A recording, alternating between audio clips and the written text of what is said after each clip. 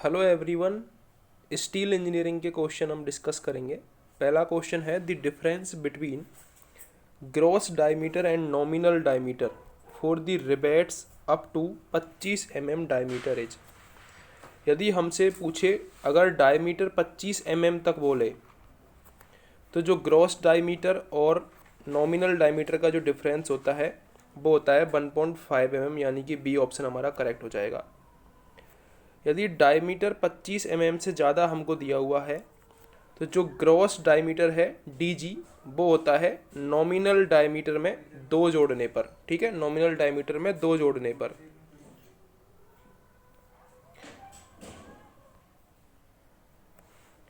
Nominal diameter और gross diameter में केवल फ़र्क ये होता है कि जो नॉमिनल डायमीटर होता है वो डायमीटर ऑफ सैंक होता है। जो नॉमिनल डायमीटर होता है वो डायमीटर ऑफ सैंक होता है, और जो ग्रॉस डायमीटर होता है वो नॉमिनल डायमीटर से थोड़ा बड़ा होता है, क्योंकि जब हम रिवेट को क्या करते हैं, हीट करते हैं या फिर ड्राइव करते हैं, तो जो रिवेट होल है, रिवेट होल, उसके डायमीटर के लिए रिवेट होल का जो डायमीटर होता है वो ही ग्रॉस डायमीटर होता है, यानी कि ग्रॉस डायमीटर नॉमिनल डायमीटर से थोड़ा बड़ा होता है। और यदि हमसे पूछे ग्रॉस डायमीटर के बारे में, तो यदि डायमीटर 25 mm से कम है तो नॉमिनल डायमीटर में हम 1.5 जोड़ेंगे, और यदि डायमीटर 25 mm से ज़्यादा है तो नॉमिनल डायमीटर में हम 2 जोड़ेंगे ग्रॉस डायमीटर निकालने के लिए। अगला क्वेश्चन है as compared to field rivets the shop rivets are. Field rivet की तुलना में जो सॉप रिवेट होते हैं वो स्ट्रॉन्ग होते हैं। ए ऑप्शन हमारा करेक्ट हो जाएगा। फील्ड रिवेट की तुलना में सॉप रिवेट स्ट्रॉन्ग होते हैं। सॉप रिवेट वो होते हैं जो कि सॉप में बनाए जाते हैं, और फील्ड रिवेट वो होते हैं जो कि फील्ड में जहाँ पर ड्राइव करने हो वहाँ पर बनाए जाते हैं। ठीक है, अगला क्वेश्चन है if the thickness of plate to be connected by a rivet is 16 mm then suitable size of rivet as per Unwin's formula is. तो अनविन्स फार्मूला क्या होता है? अनविन्स फार्मूला होता है 6.05 रूट टी। ये होता है अनविन का फार्मूला, जिससे हम डायमीटर ऑफ होल कैलकुलेट करते हैं। तो 6.05 और रूट टी, थिकनेस क्या दे रखी है हमको 16 mm। तो 16 mm थिकनेस का फार्मूला लगाया तो हमारे पास क्या हो जाएगा 24 mm। हमारा करेक्ट आंसर आ जाएगा सी ऑप्शन। अनविन फार्मूला क्या होता है 6.05 रूट टी, टी की वैल्यू रख दी 16, 24 हमारा आंसर आ जाएगा। अगला क्वेश्चन है by providing sufficient edge distance which of the following failures of riveted joint can be avoided. Tension failure of the plate, shear failure of the rivet, shear failure of the plate. तो C option हमारा correct हो जाएगा। यदि हम sufficient edge distance provide करवाते हैं तो हम प्लेट का जो शियर फेलियर है उसको अवॉइड कर सकते हैं। ठीक है,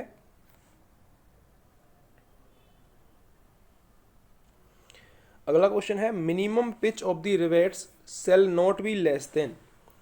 जो पिच है मिनिमम पिच रिवेट की वो कितने से कम नहीं होनी चाहिए, ये हमसे पूछा है। तो मिनिमम पिच कितने से कम नहीं होनी चाहिए? 2.5D से कम हमारी मिनिमम पिच नहीं होनी चाहिए। मिनिमम पिच 2.5D से कम नहीं होनी चाहिए, सी ऑप्शन करेक्ट है। और यदि बात की जाए मैक्सिमम पिच की, तो maximum pitch 32 time of thickness of thinner outside plate और 300 mm, इन दोनों में से जो भी कम हो उससे ज़्यादा मैक्सिमम पिच नहीं होनी चाहिए। मिनिमम 2.5D और मैक्सिमम 332D। अगला क्वेश्चन है हमारा efficiency of a riveted joint having the minimum pitch as per IS 800 is. Efficiency हमसे पूछी है, तो एफिशिएंसी का फॉर्मूला क्या होता है P minus D into T into P T upon P into T into P T. तो हमारे पास क्या निकल के आया यहाँ से P minus D upon P हमारे पास निकल के आया। हमसे बोल रखा है कि मिनिमम पिच के लिए एफिशिएंसी क्या होगी, तो P minus D upon P. Minimum pitch क्या होती है? मिनिमम पिच होती है 2.5D, इसमें से D घटाया अपॉन 2.5D। तो यहाँ से जो परसेंटेज निकल के आएगी हमारे पास वो निकल के आएगी 60%। सी ऑप्शन हमारा करेक्ट हो जाएगा। अगला क्वेश्चन है सेलेक्ट द करेक्ट स्टेटमेंट। पहला है material cost of a rivet is higher than that of a bolt. तो ये गलत बात है। रिवेट की जो कॉस्ट है, मटेरियल कॉस्ट, वो बोल्ट से ज़्यादा नहीं होती है। सेकंड है tensile strength of a bolt is lesser than that of a rivet. गलत बात है। बोल्ट जो हम डिजाइन करते हैं वो टेंशन के लिए ही करते हैं, तो टेंसाइल स्ट्रेस बोल्ट की क्या होती है, ज़्यादा होती है, ना कि कम।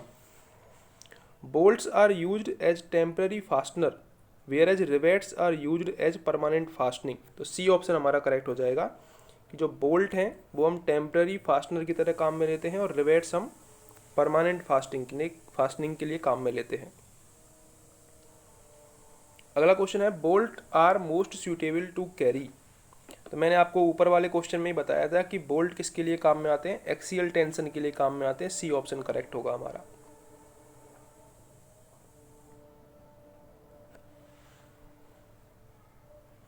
अगला क्वेश्चन है diameter of a bolt hole is usually taken as. Bolt hole का जो डायमीटर है वो कितना लिया जाता है, वो नॉमिनल डायमीटर प्लस 1.5 mm लिया जाता है जनरली। बी ऑप्शन हमारा करेक्ट है।